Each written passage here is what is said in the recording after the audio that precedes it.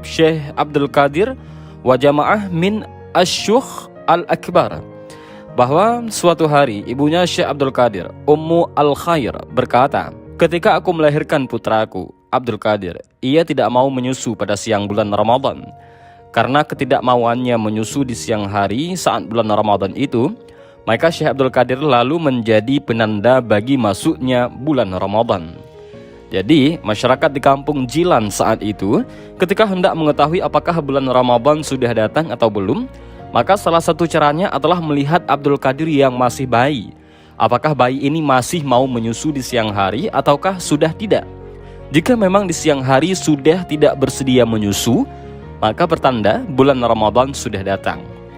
Kabar ketidakbersediaan Abdul Qadir tidak mau menyusu di siang hari saat bulan Ramadan lalu menyebar ke luas ke masyarakat.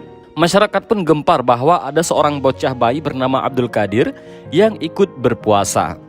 Lalu dikabarkan pula bahwa ibu Syekh Abdul Qadir mengandung beliau ketika berusia 16 tahun. Hingga ketika memasuki usia remaja atau masa menuntut ilmu, keistimewaan Syekh Abdul Qadir semakin mempesona dan menarik perhatian banyak orang.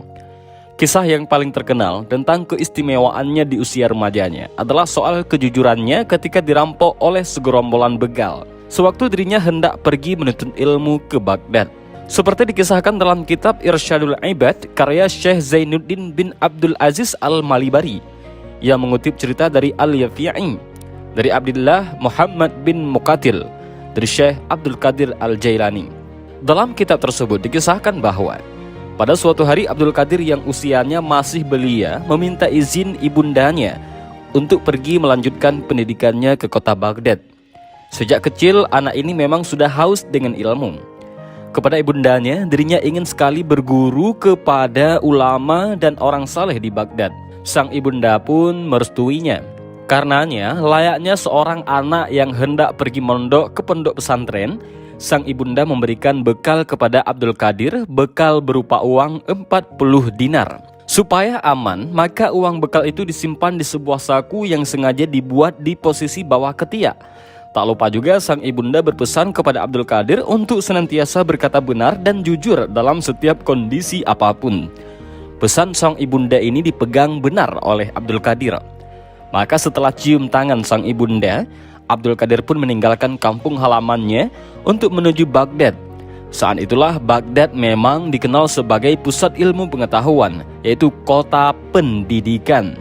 Di kota inilah tinggal banyak ulama, ilmuwan, filosof, bahkan para sufi termasuk Al-Ghazali juga hidup di kota ini dengan menjadi pimpinan Universitas Nizamiyah Baghdad.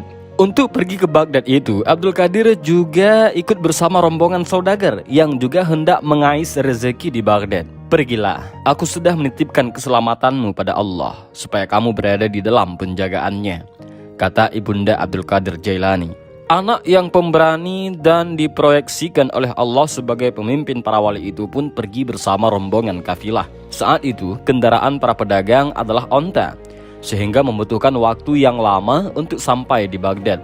Berhari-hari, siang dan malam, Abdul Qadir bersama rombongan dagang itu melintasi padang pasir.